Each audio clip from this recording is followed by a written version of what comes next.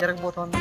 So ఇక్కడే మన auditorium పెట్టినారు. మన కాలేజీ వాళ్ళు విత్ అదర్ కాలేజ్ వాళ్ళు కూడా వచ్చారు.